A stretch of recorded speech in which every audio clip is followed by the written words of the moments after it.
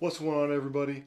Justin here. The Winds of Change is the channel name. Thank you so much for stopping by. Thank you for taking the time out of your day to check out what I've got to say so that we can talk about reselling tips, what to get, how to handle different situations, and just general resale talk together.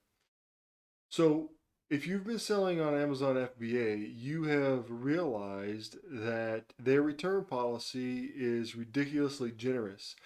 Now, what that means for an Amazon buyer is that you can pretty much return anything without question, which as a buyer is awesome and it's great customer service.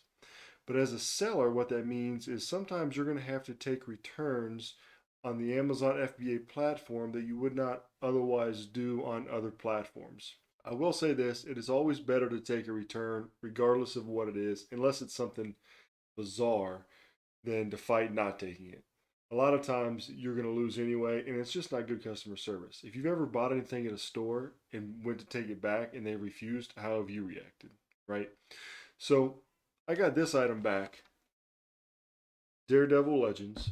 I got quite a few of these, 10 of them, I believe, and they were selling really quick. They were actually really great sellers. Made some decent money off of them fairly fast. Unfortunately, out of the 10 that I got, I had two returned. So one guy returned it and said that it just was a manufacturer defect. I got it back. It was like unopened, so I just sent that one back into Amazon FBA, sold it, haven't had any issues.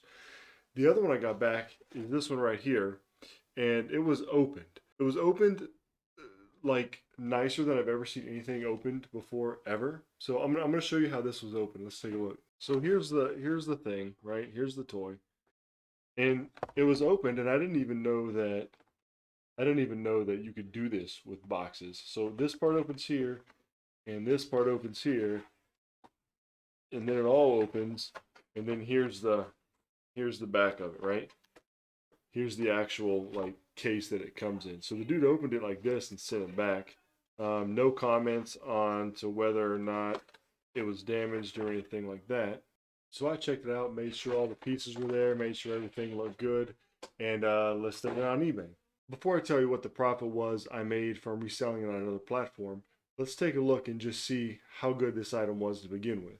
So here's my report from Inventory Lab on the item that I sold for all time.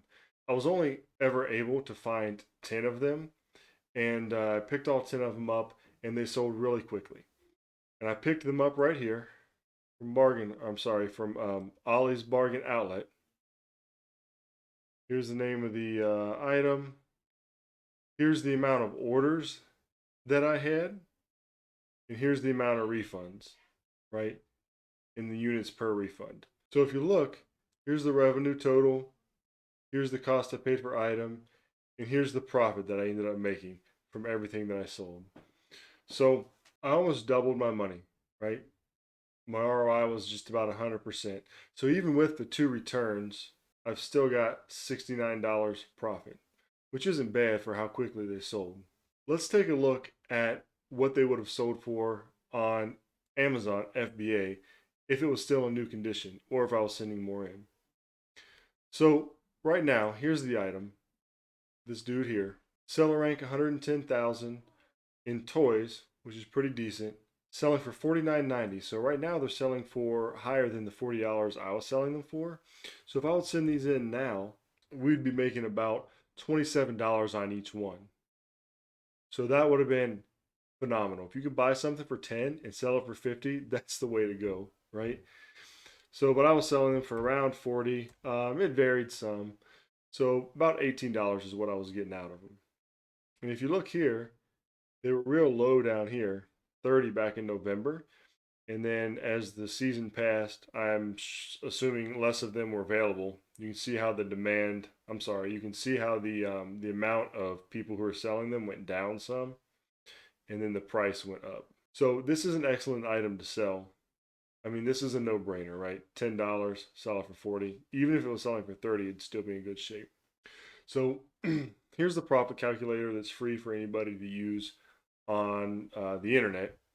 And I just put this in here as well, $49.99. I paid 10 for it, and then this is going to be the profit right down here. As you can guess, I was not able to send this back in as new, obviously because it wasn't new, it was open, so I had to find some other way to get rid of it.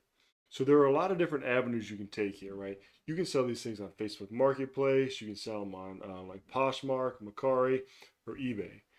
I personally like eBay, especially for like toys and odds and end items. Not so much for clothing, although I will do that sometimes. I listed this on eBay almost immediately when I got it back. I think it was that night or the night after that I received it back from Amazon. And it sold within a few days.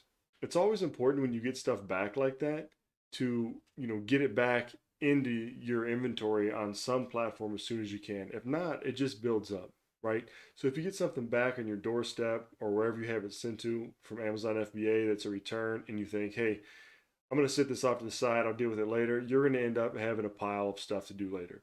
So I've made it actually a commitment this year to have a quick turnaround on that kind of stuff. So I listed it on eBay, and as I mentioned, it sold in a couple days. Let's check out what it sold for. I'm not going to show you my actual eBay page, but I am just going to go through on Final Fee Calc what I sold it for and what the profit was. So I listed this thing for $29.99 used plus shipping, right? Took some pretty excellent pictures of it that showed pretty clearly what was going on. And this is the price that it sold at $29.99. Buyer paid $12 shipping. I'm going to pay about $10 shipping. My item cost was $10 and the profit $16.42. So in this case, I really didn't lose any money, right?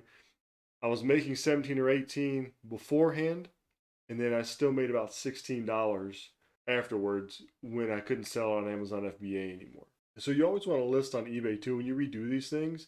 You don't want to think, oh man, nobody's going to buy it for this much, however much this much is. Because if you look here, this guy ended up paying about $42 for the opened package, where he could have got it, new for 49 on Amazon, or waited it out. Maybe the price would have dropped. So maybe it was worth it this person, and it is in good condition. And I don't have any knowledge of it being damaged beyond the packaging. So it is still a good deal if you're buying this to play with. Not so much if you're going to collect it with the box, but who knows why people buy what they buy. You can't ever think, I would never pay that much for that, because that's a horrible way to get into business, right? You have to go with what the current market price is. And that's going to wrap up the video. Thanks everybody for stopping by.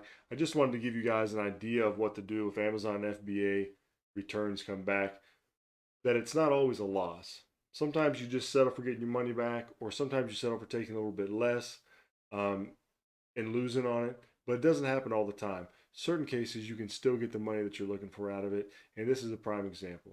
Again, thank you for being here. Make sure to leave a comment. Leave a comment on what you do with returns, how you handle them, and just anything selling related in general. Get the conversation going. Make sure to like the video, subscribe, and I'll catch you guys next time.